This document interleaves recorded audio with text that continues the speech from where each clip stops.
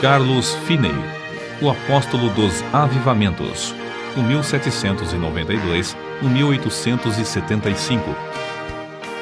Perto da aldeia de New York Mills, no século XIX, havia uma fábrica de tecidos movida pela força das águas do rio Oriskany.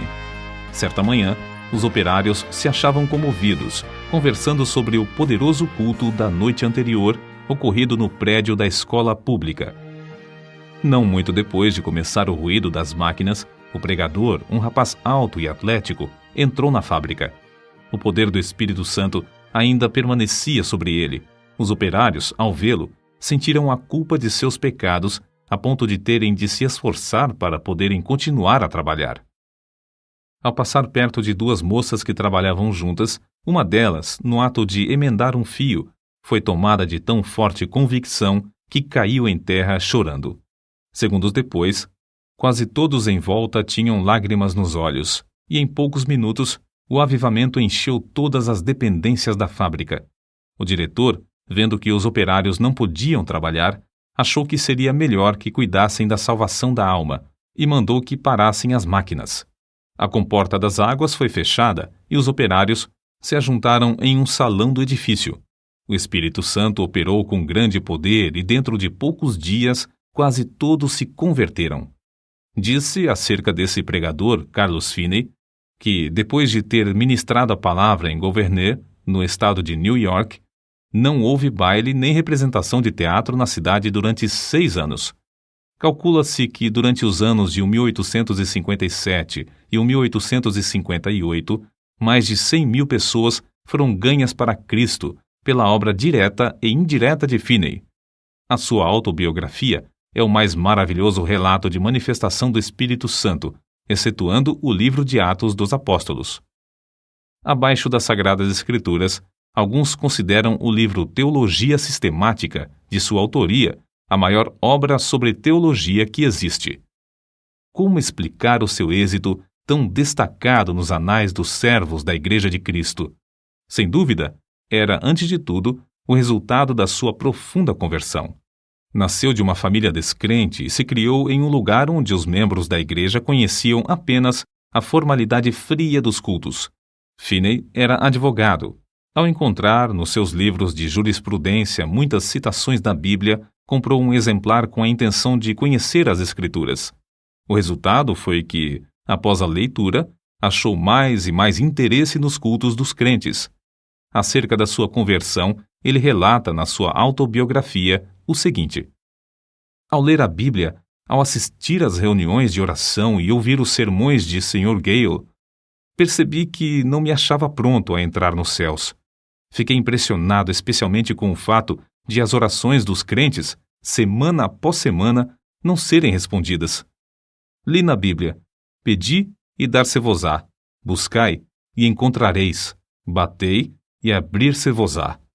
Li também que Deus é mais pronto a dar o Espírito Santo aos que lhe o pedirem do que os pais terrestres a darem boas coisas aos filhos. Ouvi os crentes pedirem um derramamento do Espírito Santo se confessarem, depois que não receberam.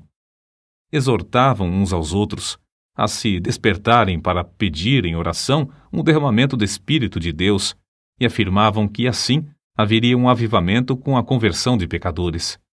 Mas, ao ler mais a Bíblia, vi que as orações dos crentes não eram respondidas porque não tinham fé, isto é, não esperavam que Deus lhes daria o que pediam.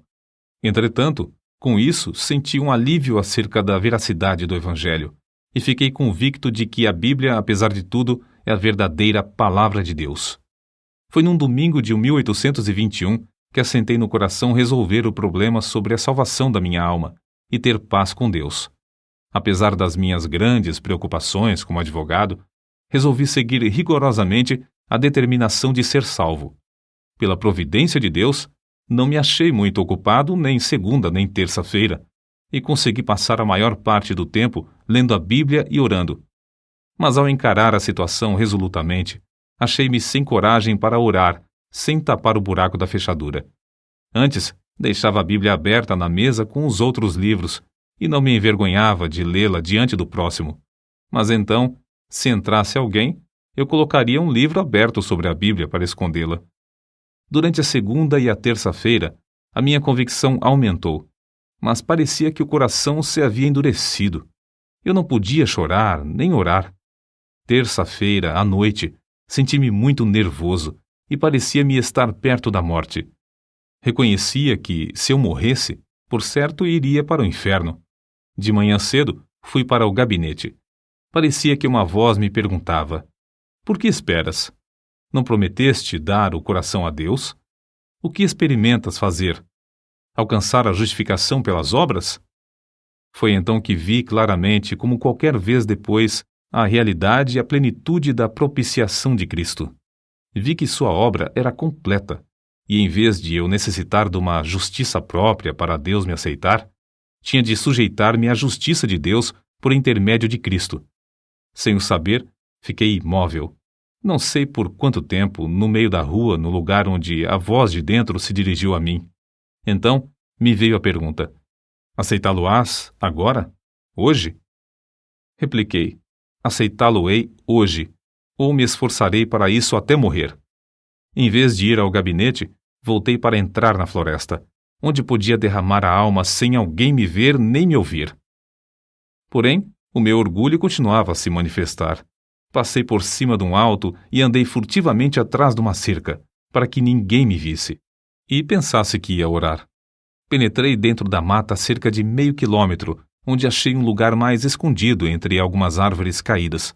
Ao entrar, disse a mim mesmo: entregarei o coração a Deus, ou então não sairei daqui. Mas, ao tentar orar, o coração não queria. Pensara que, uma vez sozinho, onde ninguém pudesse ouvir-me, podia orar livremente. Porém, ao experimentar fazê-lo, achei-me sem coisa alguma a dizer a Deus. Toda vez que tentava orar, parecia-me ouvir alguém chegando. Por fim, achei-me quase em desespero. O coração estava morto para com Deus e não queria orar. Então, reprovei-me a mim mesmo por ter me comprometido a entregar o coração a Deus antes de sair da mata. Comecei a pensar que Deus já me tivesse abandonado. Achei-me tomado de uma fraqueza demasiadamente grande para ficar de joelhos. Foi justamente nessa altura que pensei novamente que eu via alguém se aproximando e abri os olhos para ver. Logo foi-me revelado que o orgulho do meu coração era a barreira entre mim e a minha salvação. Fui vencido pela convicção do grande pecado de eu envergonhar-me se alguém me encontrasse de joelhos perante Deus, e bradei em alta voz que não abandonaria o lugar, nem que todos os homens da terra e todos os demônios do inferno me cercassem. Gritei: ora, um vil pecador como eu, de joelhos perante o grande e santo Deus, confesso-lhe os pecados e me envergonho dele perante o próximo pecador também, porque me encontro de joelhos para achar paz com o meu Deus ofendido. O pecado parecia-me horrendo, infinito. Fiquei quebrantado até o pó perante o Senhor. Nessa altura, a seguinte passagem me iluminou: então me invocareis, e ireis e orareis a mim, e eu vos ouvirei, e buscar-me-eis e me achareis, quando me buscardes de todo o vosso coração. Continuei a orar e a receber promessas e a apropriar-me delas. Não sei por quanto tempo. Orei até que, sem saber como, achei-me voltando para a estrada. Lembro-me de que disse a mim mesmo: se eu me converter, pregarei o Evangelho. Na estrada, voltando para a aldeia, certifiquei-me da preciosa paz e da gloriosa calma na minha mente. Que é isso? Perguntei-me a mim mesmo. Entristecera eu o Espírito Santo até retirar-se de mim? Não sinto mais convicção. Então, lembrei-me de que dissera a Deus que confiaria na sua palavra. A calma de meu espírito era indescritível. Fui almoçar, mas não tinha vontade de comer. Fui ao gabinete, mas meu sócio não voltara do almoço. Comecei a tocar a música de um hino no rabecão, como de costume. Porém, ao começar a cantar as palavras sagradas, o coração parecia derreter-se e só podia chorar. Ao entrar e fechar a porta atrás de mim, parecia-me ter encontrado o Senhor Jesus Cristo face a face. Não me entrou na mente, na ocasião, nem por algum tempo depois, que era apenas uma concepção mental. Ao contrário, parecia-me que eu o encontrara como encontro qualquer pessoa. Ele não disse coisa alguma, mas olhou para mim de tal forma que fiquei quebrantado e prostrado aos seus pés. Isso, para mim, foi, depois, uma experiência extraordinária, porque parecia-me uma realidade, como se ele mesmo ficasse em pé perante mim, e eu me prostrasse aos seus pés, e lhe derramasse a minha alma. Chorei alto e fiz tanta confissão quanto foi possível entre soluços. Parecia-me que lavava os seus pés com as minhas lágrimas. Contudo, sem sentir ter tocado na sua pessoa. Ao virar-me para me sentar, recebi o poderoso batismo com o Espírito Santo. Sem o esperar, sem mesmo saber que havia tal para mim, o Espírito Santo desceu de tal maneira que parecia encher-me corpo e alma. Senti-o como uma onda elétrica que me traspassava repetidamente. De fato, parecia-me como ondas de amor liquefeito, porque não sei outra maneira de descrever isso. Parecia o próprio fôlego de Deus. Não existem palavras para descrever o maravilhoso amor derramado no meu coração. Chorei de tanto gozo e amor que senti. Acho melhor dizer que exprimi, chorando em alta voz, as inundações indizíveis do meu coração. As ondas passaram sobre mim, uma após outra, até eu clamar: morrerei, se estas ondas continuarem a passar sobre mim. Senhor, não suporto mais. Contudo, não receava a morte. Não sei por quanto tempo este batismo continuou a passar sobre mim e por todo o meu ser, mas sei que era já noite quando o dirigente do coro veio ao gabinete para me visitar. Encontrou-me nesse estado de choro, aos gritos, e perguntou: Sr. Finney, que tem? Por algum tempo não pude responder-lhe. Então ele perguntou mais: Está sentindo alguma dor? Com dificuldade, respondi: Não, mas sinto-me demasiado feliz para viver. Saiu e, daí a pouco, voltou acompanhado por um dos anciãos da igreja. Esse ancião sempre foi um homem de espírito ponderado e quase nunca ria. Ele, ao entrar, encontrou-me no mesmo estado, mais ou menos como quando o rapaz o foi chamar. Queria saber o que eu sentia e eu comecei a lhe explicar, mas, em vez de responder-me, foi tomado de um riso espasmódico. Parecia impossível evitar o riso que procedia do fundo do seu coração. Nessa altura, entrou certo rapaz que começara a frequentar os cultos da igreja. Presenciou tudo por alguns momentos, até cair ao chão em grande angústia de alma, clamando: Orem por mim! O ancião da igreja e o outro crente oraram, e depois Finney também orou. Logo após todos se retirarem, deixando Finney sozinho. Ao deitar-se para dormir, Finney adormeceu, mas logo acordou por causa do amor que lhe transbordava ao coração. Isso aconteceu repetidas vezes durante a noite. Sobre isso, ele escreveu depois: Quando me acordei de manhã, a luz do sol penetrava no quarto. Faltam-me palavras para exprimir os meus sentimentos ao ver a luz do sol. No mesmo instante, o batismo do dia anterior voltou sobre mim. Ajoelhei-me ao lado da cama e chorei pelo gozo que sentia. Passei muito tempo sem poder fazer coisa alguma senão derramar a alma perante Deus. Durante o dia, o povo se ocupava em falar da conversão do advogado. Ao anoitecer, sem qualquer anúncio do culto, ajuntou-se uma multidão no templo. Quando Finney relatou o que Deus fizera na sua alma, muitos foram profundamente tocados. Um sentiu-se tão convicto que voltou a casa sem o chapéu. Certo advogado afirmou: É claro que ele é sincero, mas que enlouqueceu é evidente. Finney falou e orou com grande liberdade. Realizavam-se cultos todas as noites por algum tempo, aos quais assistiam pessoas de todas as classes. Esse grande avivamento espalhou-se para muitos lugares em redor. Finney continuou: Por 8 dias, depois da sua conversão, o meu coração permanecia tão cheio que não sentia desejo de comer nem de dormir. Parecia-me que tinha um manjar para comer que o mundo não conhecia. Não sentia necessidade de alimentar-me nem de dormir. Por fim, cheguei a ver que devia comer como de costume e dormir quanto fosse possível. Grande poder acompanhava a palavra de Deus. Todos os dias, admirava-me ao notar como poucas palavras, dirigidas a uma pessoa, traspassavam-lhe o coração como uma seta. Não demorei muito em ir visitar meu pai. Ele não era salvo. O único membro da família que fizera a profissão de religião era meu irmão mais novo. Meu pai encontrou-me no portão e me perguntou: "Como tem passado, Carlos?" Respondi-lhe: "Bem, meu pai, tanto no corpo como na alma. Meu pai, o senhor já é idoso. Todos os seus filhos estão crescidos e casados, e nunca ouvi alguém orar na sua casa." Ele baixou a cabeça e começou a chorar, dizendo: "É verdade, Carlos. Entre e você mesmo ore." Entramos e oramos. Meus pais ficaram comovidos e, não muito depois, converteram-se. Se a minha mãe tinha qualquer esperança antes, ninguém o sabia.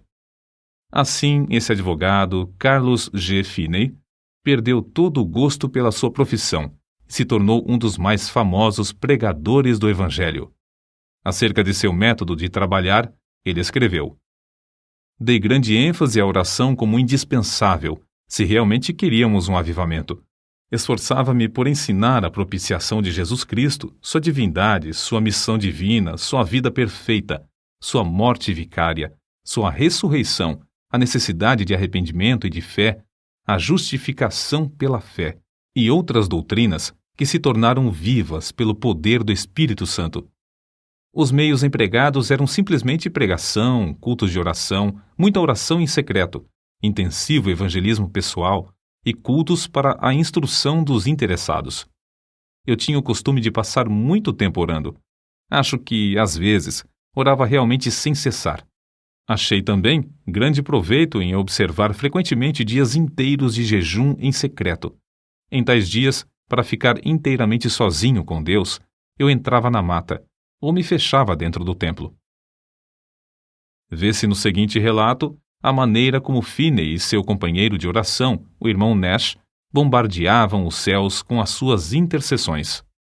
Quase 1 quilômetro distante da residência do Sr. S., morava certo adepto do universalismo. Nos seus preconceitos religiosos, recusava-se a assistir aos cultos. Certa vez, o irmão Nash, que se hospedava comigo na casa do Sr. S., retirou-se para dentro da mata para lutar em oração, sozinho, bem cedo de madrugada, conforme seu costume. A atmosfera era tal nessa ocasião que se ouvia qualquer som de longe. O universalista, ao levantar-se de madrugada, saiu de casa e ouviu a voz de quem orava e, apesar de não compreender muitas das palavras, reconheceu quem orava. E isso traspassou-lhe o coração como uma flecha. Sentiu a realidade da religião como nunca. A flecha permanecia, e ele achou alívio somente crendo em Cristo. Acerca do espírito de oração, Finney afirmou que era coisa comum nesses avivamentos os recém-convertidos se acharem tomados pelo desejo de orar noites inteiras até lhes faltarem as forças físicas. O Espírito Santo constrangia grandemente o coração dos crentes, que sentiam constantemente a responsabilidade pela salvação das almas imortais. A solenidade da mente se manifestava no cuidado com que falavam e se comportavam. Era muito comum encontrar crentes juntos, caídos de joelhos em oração, em vez de ocupados em palestras. Em certo tempo, quando as nuvens de perseguição enegreciam cada vez mais, Finney, como era seu costume, sob tais circunstâncias, sentia-se dirigido a dissipá-las, orando. Em vez de falar pública ou particularmente acerca das acusações, ele orava. Acerca da sua experiência, escreveu: "Eu olhava para Deus com grande anelo, dia após dia, rogando que Ele me mostrasse o plano a seguir e a graça para suportar a borrasca. O Senhor mostrou-me, em uma visão, o que eu tinha de enfrentar. Ele chegou-se tão perto de mim, enquanto eu orava, que a minha carne literalmente estremecia sobre os ossos. Eu tremia da cabeça aos pés, sob o pleno conhecimento da presença de Deus." Acrescentamos mais um exemplo, tirado da sua autobiografia, que mostra a maneira com que o Espírito Santo operava em sua pregação.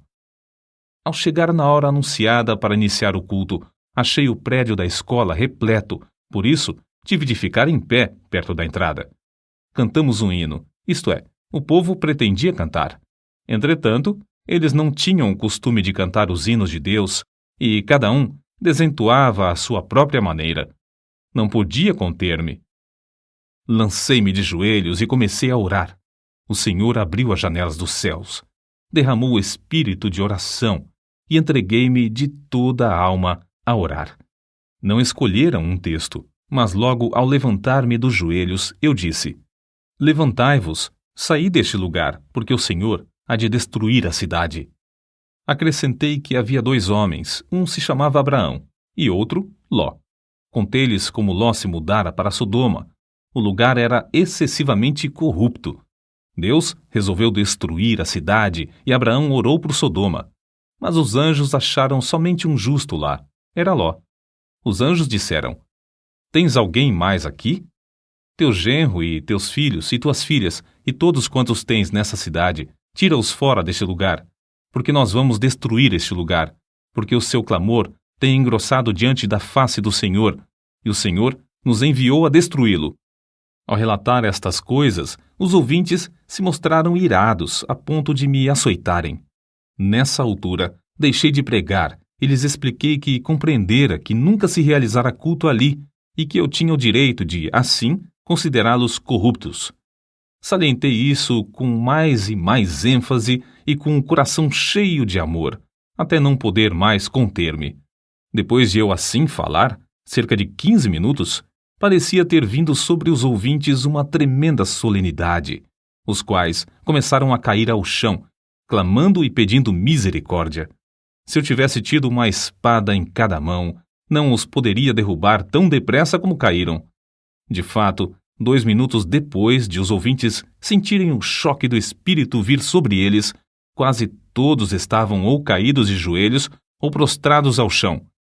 Todos os que podiam falar de qualquer maneira oravam por si mesmos. Tive de deixar de pregar porque os ouvintes não prestavam mais atenção. Vi o ancião que me convidara para pregar sentado no meio do salão, olhando em redor, estupefato. Gritei bem alto para ele ouvir, apesar da balbúrdia, pedindo-lhe que orasse. Caiu de joelhos e começou a orar em voz retumbante, mas o povo não prestou atenção. Gritei: Vós não estáis ainda no inferno. Quero dirigir-vos a Cristo. O coração transbordava de gozo ao presenciar tal cena. Quando pude dominar os meus sentimentos, virei-me para um rapaz que estava perto de mim. Consegui atrair a sua atenção e preguei a Cristo, em voz bem alta, ao seu ouvido.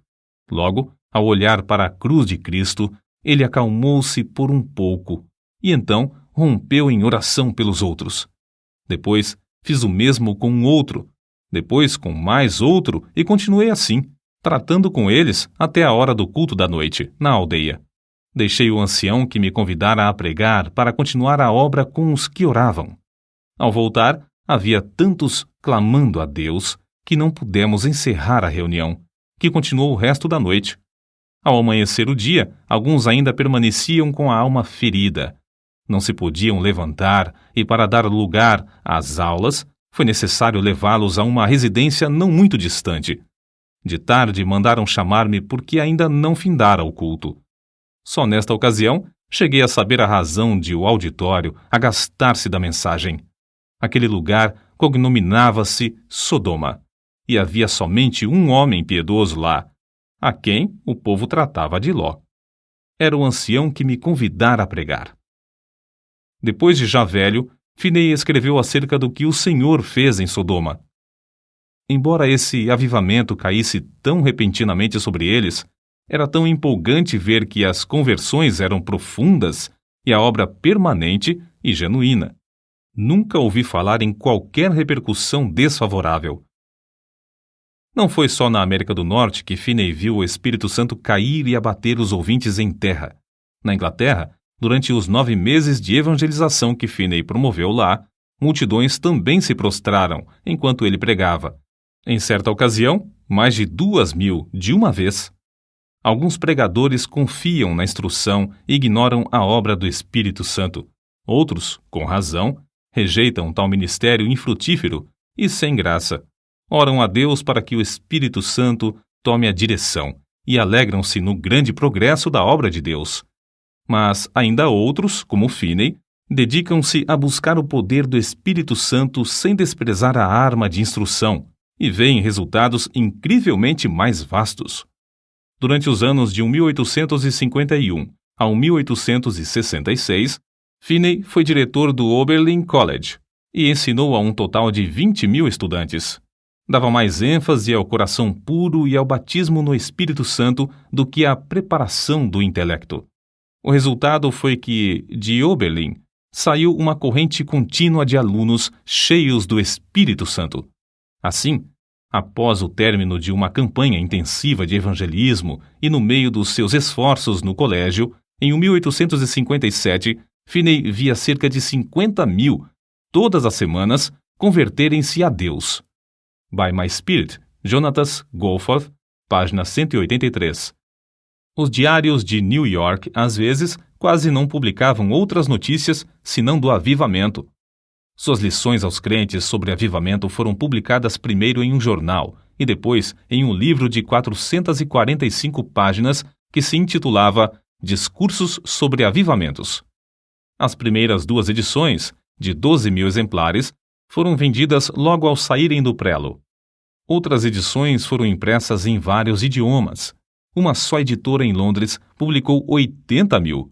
Entre suas outras obras de circulação mundial, contam-se as seguintes: sua autobiografia, Discursos aos Crentes e Teologia Sistemática. Os convertidos nos cultos de Finney eram pela graça constrangidos a andar de casa em casa para ganhar almas. Ele mesmo se esforçava para preparar o maior número de obreiros em Oberlin College, mas o desejo que ardia sempre em tudo era o de transmitir a todos o espírito de oração. Pregadores como Abel Carey e Father Nash viajavam com ele e, enquanto ministrava a palavra, eles continuavam prostrados em oração. Vejamos isso nas palavras de Finney. Se eu não tivesse o espírito de oração, não alcançaria coisa alguma. Se por um dia ou por uma hora eu perdesse o espírito de graça e de súplica, não poderia pregar com o poder e fruto, e nem ganhar almas pessoalmente. Para que alguém não julgue que a obra era superficial, citamos outro escritor. Descobriu-se, por pesquisa empolgante, que mais de 85 pessoas de cada 100 que se convertiam sob a pregação de Finney permaneciam fiéis a Deus, enquanto 75 pessoas de cada 100 das que professaram conversão nos cultos de algum dos maiores pregadores se desviavam. Parece que Finney tinha o poder de impressionar a consciência dos homens sobre a necessidade de um viver santo, de tal maneira que produzia fruto mais permanente. Deeper Experience of Famous Christians, página 243. Finney continuou a inspirar os estudantes de Oberlin College até a idade de 82 anos. Já no fim da vida, permanecia tão lúcido de mente como quando jovem, e sua vida nunca foi tão rica no fruto do Espírito e na beleza da sua santidade do que nos últimos anos. No domingo 16 de agosto de 1875, pregou seu último sermão, mas à noite não assistiu ao culto. Ao ouvir os crentes cantarem Jesus, Lover of My Soul, Let Me to Thy Bosom Fly, saiu até o portão da frente da casa e com estes que tanto amava, cantou na terra pela última vez. Acordou à meia-noite sofrendo dores lancinantes no coração. Sofrera assim muitas vezes durante a sua vida. Semeara as sementes de avivamento e as regara com lágrimas. Todas as vezes que recebia o fogo da mão de Deus, era com sofrimento. Finalmente, antes de amanhecer o dia, dormiu na terra para acordar na glória, nos céus. Faltavam-lhe apenas 13 dias para completar 83 anos de vida aqui na terra.